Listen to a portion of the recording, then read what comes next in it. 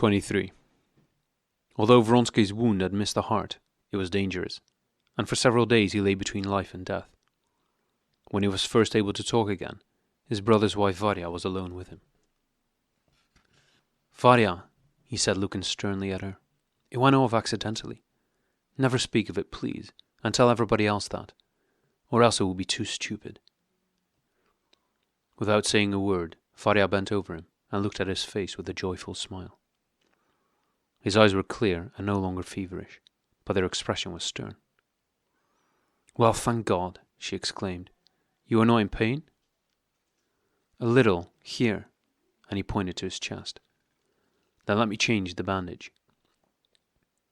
He looked at her silently, his broad jaw set, while she bandaged him. When she had finished, he said, "I am not delirious.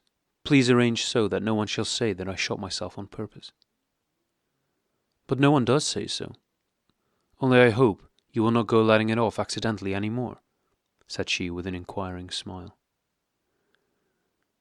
"I expect I shan't, but it would have been better," and he smiled gloomily.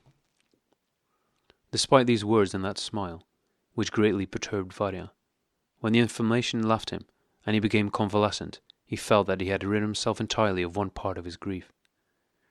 By his action, he seemed to have washed off the shame and degradation he had previously felt. Now he could think quietly about Karenina, fully realizing his generosity without being humiliated thereby. Besides that, he got into his old rut again. He found he could look people in the face once more, and he was able to live in accord with his former habits. The one thing he could not tear out of his heart, although he continually struggled against it, was a regret bordering on despair at having lost Anna forever. That now, having atoned for his guilt toward her husband, he would be obliged to give her up, and ever place himself between her, with her remorse, and her husband, was clear to his mind. But he could not eradicate from his heart a regret for the loss of her love, could not efface from his memory the moments of happiness he had known with her, moments he had valued so lightly, but the image of which, with all their charm, pursued him still. Serpukhowskoy thought out a post for him in Tashkent, and Vronsky accepted the proposition without the least hesitation. But the nearer the hour for his departure approached, the harder seemed the sacrifice he was making to what he considered his duty. His wound was quite healed, and he went about making preparations for his journey to Tashkent. "Only to see her once more, and then to bury myself, to die," he thought, as he was making a round of farewell calls, and he expressed his thought to Betsy. It was with this message that Betsy went to Anna, and she brought him an answer in the negative. So much the better, thought Vronsky when he heard it. It would have been a weakness, would have taken away all the strength I have left. Next day Betsy herself came and announced that she had received, through Oblonsky, the definite news that Karenina consented to a divorce, and that therefore Vronsky might see Anna. Without so much as taking the trouble of seeing Betsy to the door, or of asking when he could see Anna and where her husband was, Vronsky, in spite of all his resolutions, at once went to the Kareninses. Without seeing anyone or anything, he ran up the stairs and entered her room with hurried steps, almost at a run. Without thinking, or considering whether they were alone or not, he embraced her and covered her face, hands and neck with kisses. Anna had prepared herself for this meeting, and had thought about what she would say to him. But she had no time to say any of it, seized by his passion.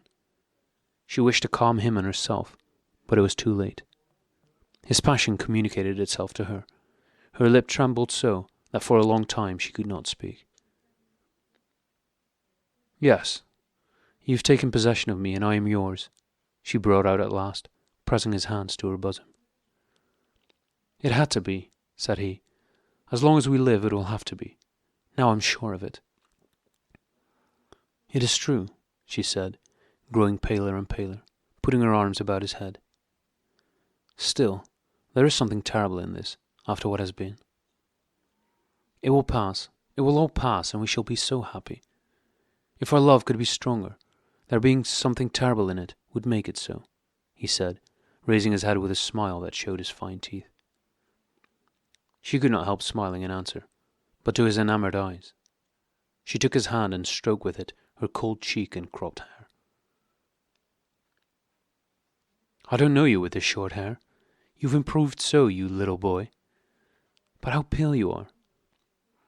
"Yes, I feel very weak," she said with a smile, and her lip trembled again. "We shall go to Italy, and you will soon get well," said he. "Is it possible that we shall be like husband and wife, alone, a family, you and I?" she said, looking closely into his eyes. "I am only surprised that it could ever have been otherwise. Stiva says he will agree to anything, but I cannot accept his generosity," she said dreamily, gazing past Vronsky's face. "I don't want a divorce. Nothing matters to me now. Only I don't know what to decide about Sergeja." He was quite unable to understand how she could, at the moment of their first reunion, think about her son and divorce, as if all that were not immaterial. "Don't talk and don't think about it," he said, playing with her hand and trying to draw her attention to himself.